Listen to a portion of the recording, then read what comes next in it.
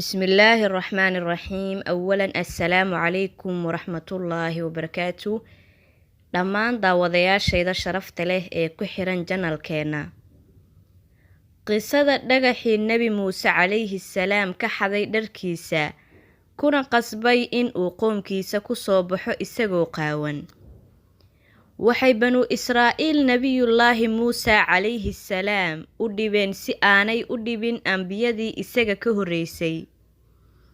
waxay mar walba shaki gelin jireen run sheegistiisa iyo nebinimadiisa, weliba iyagoo indhahooda ku arkayay intaasoo mucjisooyin ah uu Alle subxaanahu wa tacaala ugu soo dhiibay nebi muuse calayhi salaam. waxaan muuqaalkan gudihiisa idinkugu soo gudbin doonaa qisada dhagaxii nebi muuse calayhi salaam kala cararay dharkiisa kuna qasbay in isagoo qaawan ugu soo baxo banu Israa'iil hortooda, iyo sababta ka dambeysay in ay dhacdo mucjisadaasi. waxaan daliil uga keeni doonaa qur-aanka kariimka ah iyo sunnadii nebigeenna sallallahu calayhi wasallam ee daawasho wacan. balse ka hor intaan bilaabin, haddii aad nagu cusub tahay fadlan ha iloobin janalka inaad subscribe saarato si aad inoo dhiirageliso, gambaleelkana furo si ay kuu soo gaaraan muuqaaladeena xiga. waxaa qisadan la yaabka badan noo soo wariyey nebigeenna Muxamed sallallahu calayhi wasallam, waxayna dhacday xilligii nebi muuse calayhi salaam, kaasoo aad ugu dhibtooday qoomkiisii caqli xumadooda iyo ficiladooda la yaabka badnaa iyo dhibkoodii. wuxuu nebi muuse calayhi salaam ahaan jiray mid aad ugu dadaala asturnaanta jirkiisa, markaas bay qoomkiisu ugu tuhmeen in uu sidaas u sameynayo si uu u qariyo cilad ku taalla jirkiisa. waxayna dhaheen, ama wuxuu qabaa baras, ama wuxuu qabaa xanuun kale, ama waxaa jirkiisa ku taalla xumaato kale ee uu qarinayo. markaas buu Alle subxaanahu wa tacaala doonay in uu nebigiisa ka beriyeelo waxyaabaha ay ku tuhmayaan iyo in uu ka reebo dhibkooda.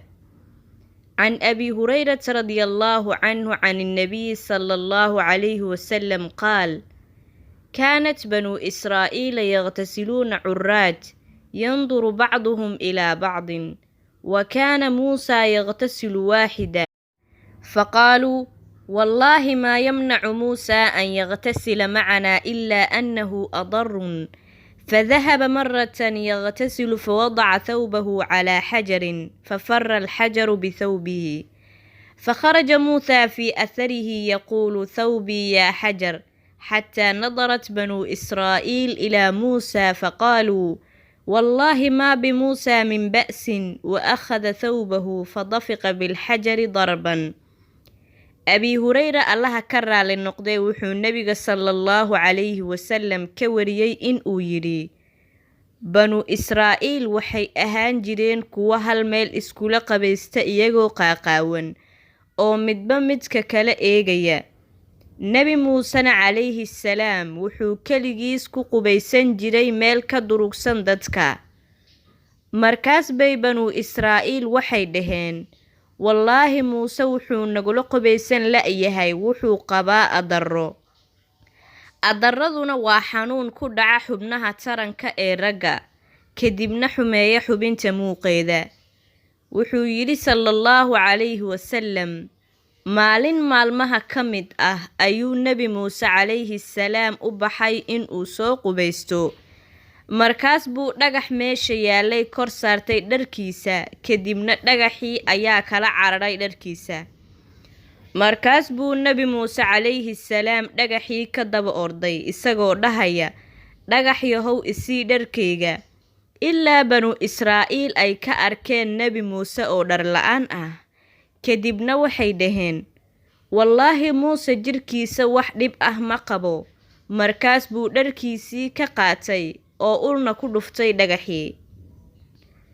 wuxuuna Alle subxaanahu wa tacaala dhacdadan ku xusay qur-aankiisa kariimka ah, wuxuuna yidhi: يا أيها الذين آمنوا لا تكونوا كالذين آذوا موسى فبرأه الله مما قالوا kuwa Alle iyo rasuulkiisa rumeeyey oo iimaanka laga helayow, ha noqonina kuwii Nebi Muuse dhibay oo kale, oo kadibna uu Alle ka bari yeelay wixii ay ku sheegeen. Kuwa Nebi Muuse calayhi salaam dhibay waa qoomkiisa Banu Israa'iil. Waxii ay ku sheegeenna waxay ahayd in ay dhaheen wuxuu jirkiisa leeyahay ceeb uu u qarinayo.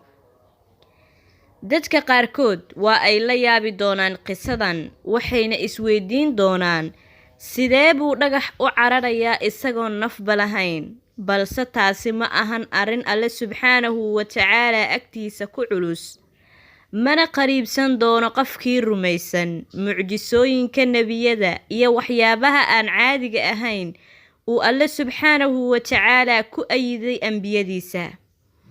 Dhagax in uu cararo kama yaab badno in baddii la kala dhambalo, iyo in dib loo soo nooleysiiyo qof dhintay, iyo in dabkii laga dhigo mid qabow oo aan dhib geysanaynin, iyo kuwa kaloo badan oo ka mid ahaa mucjisooyinkii nebiyada.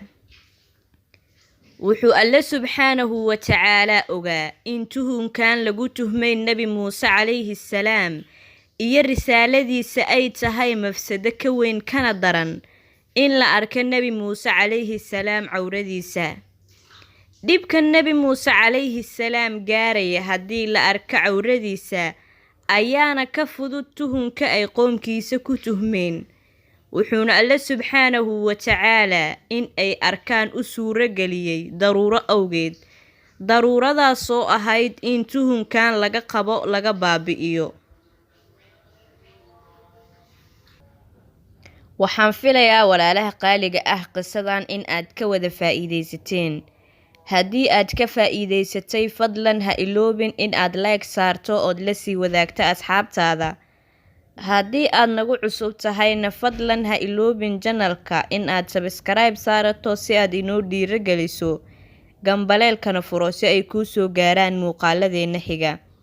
Sidoo kale ha iloobina aragtiyadiina inaad iigu reebtaan qaybta hoose ee commentiga.